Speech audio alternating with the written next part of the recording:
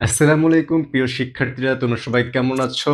Already কিন্তু তোমরা Jagannath university result পেয়ে গিয়েছো। যারা এখনো পাওনি তারা কিন্তু আমাদের ডেসক্রিপশন বক্স অথবা কমেন্ট সেকশন অথবা তোমরা এখনই এই যে এইচটিটিপি এই ওয়েবসাইটটি দেখতে পাচ্ছ, এই ওয়েবসাইটে ঢুকে কিন্তু তোমাদের রেজাল্টটা দেখে নিতে পারো।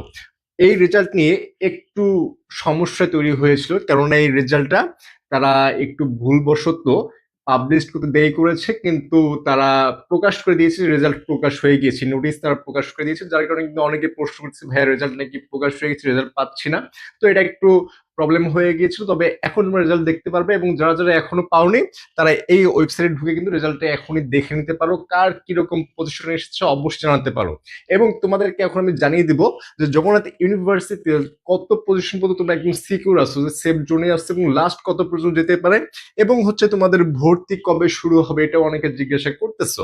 তো দেখো, ফার্স্টে আমি তোমাদেরকে বলি যে তোমাদের টোটাল ছিল 100 মার্কের, এই 100 মার্ক দেখে কিন্তু তোমাদেরকে বিবেচনা করা হবে। অনেকে বলছো ভাই এক্সাম তো 72 মার্কস হয়েছে, তো 72 দেখে কি মেরিট লিস্ট করা হবে? না ভাই, আসলে তা না।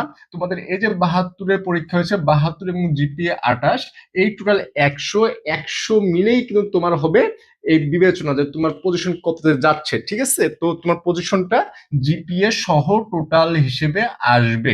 এখন দেখো যে তোমার আসন সংখ্যা এখানে কতটি। এখানে আসন সংখ্যা আমরা দেখতে পারি যে 850টি সম্ভাব্য, প্রায় 850টি প্লাস মাইনাস হতে পারে এরকম এখানে আসন রয়েছে।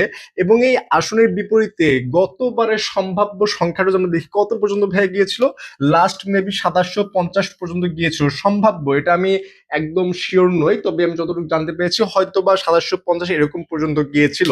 এখন এইবার যদি আমরা দেখি যে ভাইয়া কত পজিশন চান্স হতে পারে, তো যাদের পজিশনটা সামনাসামনি আছে, ধরো 850 পর্যন্ত আছে, তারা তো ইজিলি ভর্তি হয়ে যেতে পারছো, তাই না? কিন্তু দেখা যাবে যে 840 যা সিরিয়াল রয়েছে তার সাবজেক্টটা পছন্দ হয় নাই, বা 850 যা সিরিয়াল রয়েছে, 830 যা সিরিয়াল রয়েছে তার সাবজেক্ট পছন্দ হচ্ছে না, তখন তো সে সেখানে ভর্তি হবে না। তাহলে এই যে সিটগুলো ফাঁকা হবে, এবং এখানে আরো দেখা যাবে তোমাদের জগন্নাথে পরীক্ষা দিয়েছে, তার একটা সাবজেক্ট আসছে, সে চান্স পেয়েছে।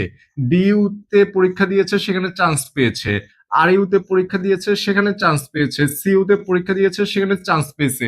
আবার অনেকে মেডিকেলের স্টুডেন্ট, মানে যেগুলো যত রকমের স্টুডেন্ট আছে ভাইয়া, অনেক স্টুডেন্ট আছে নাকি এক্সট্রা ট্যালেন্ট হয়, যেখানে পরীক্ষা দেয় সেখানে চান্স পায়। সে কি মেডিকেল, কি ইঞ্জিনিয়ারিং, কি ভার্সিটি, যেখানে পরীক্ষা দিবে তার চান্স হয়েছে, এটা হচ্ছে এক্সেপশনাল। কিন্তু এরকম স্টুডেন্ট ম্যাক্সিমাম জায়গাতেই পরীক্ষা দেয়। তো যার কারণে আমাদের এই 850টার মধ্যে ফাঁকা হতে হতে কিন্তু গতবার প্রায় 750-এর কাছাকাছি পর্যন্ত চলে গিয়েছিল।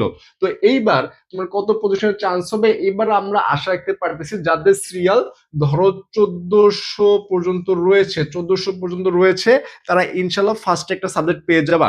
মানে তোমাদের ভর্তি কার্যক্রম শুরু হলে তোমরা একটা সাবজেক্ট পেয়ে যাবা 1400, অথবা তুমি এটা 1350 ধরে নিতে পারো, যে তুমি ইজিলি একটা সাবজেক্ট পেয়ে যাবা বা একটা সিট পেয়ে যাবা, তোমার যদি সিরিয়াল 1350 বা 1300 বা 1400 এরকম হয়। এবং এটা লাস্ট কত পর্যন্ত যেতে পারে, তোমার এটা লাস্ট 2000 প্লাস হবে যতটুকু আশা করা যায়। 2000 প্লাস হওয়ার ভালো সম্ভাবনা ভাইয়া রয়েছে, কেননা তোমার এখনো অনেকগুলো পরীক্ষা বাকি রয়েছে, অনেকগুলো রেজাল্ট এখনো দিবে, অনেকগুলো সিট এখনো দিবে, অনেক জায়গায় স্টুডেন্টগুলো শিফট করবে। যার কারণে তোমার এর আগের বার যদি 750 যে থাকে, তাহলে এবার তুমি ধরে নিতে পারো এর চেয়ে বেশিও হতে পারে, এর চেয়ে বেশিও হতে পারে। ঠিক আছে, কারণ এখন অনেকগুলো ভার্সিটি বাকি রয়েছে, সেখানে স্টুডেন্ট চলে যাবে। তো সেই জায়গায় সিটগুলো ফাঁকা হলে তোমাদের এখান থেকে যে স্টুডেন্ট যাবে সেই ফাঁকা সিটগুলোতে তোমাদেরকে আবার টেনে নিবে, তো ওয়েটিং থেকে নিবে। ঠিক আছে, তো এখন দেখো সর্বশেষ এটা আমরা ধরে নিতে পারি 2000 প্লাস, এটা তোমার 2700 প্লাসও হওয়ার একটা ভালো সম্ভাবনা রয়েছে। এখন তুমি যে বললো ভর্তি কবে, ভর্তি কবে হওয়ার আগে বলি, যারা এখানে মেরিট পজিশন চান্স পাও নাই, যে তোমাদের চান্সটা হয় নাই, বা তোমাদের পরীক্ষা মন মতো হচ্ছে না, তুমি যে জায়গায় পরীক্ষা দিচ্ছ প্রশ্ন মন পাচ্ছ না, এরকম অনেকের হচ্ছে না, পরীক্ষা খারাপ হয়ে যাচ্ছে, পরীক্ষা মন মতো হচ্ছে না, তো তারা আশানুরূপ ফলাফলটা পাচ্ছ না। তো তাদের কারণে তোমাদের যেহেতু সামনে পরীক্ষা রয়েছে রাজশাহীর পরীক্ষা, তো এই রাজশাহীর পরীক্ষার জন্য যা ডেডিকেটেডলি রাজশাহীর জন্য শুধুমাত্র পড়তে চাও ভাইয়া, বিজ্ঞান এবং মানবিক, বিজ্ঞান এবং হচ্ছে মানবিক, বিজ্ঞান প্লাস মানবিক, তারা যদি কেউ পড়তে চাও তাহলে আমাদের এই যে হোয়াটসঅ্যাপ নাম্বারটা রয়েছে 01720828052, এই হোয়াটসঅ্যাপ নাম্বারটাতে তোমার ডিরেক্ট কল করে অথবা হোয়াটসঅ্যাপে নক করে বিস্তারিত জেনে কিন্তু আমাদের সাথে একটা গুছানো একটা সুন্দর প্রস্তুতি নিতে পারো।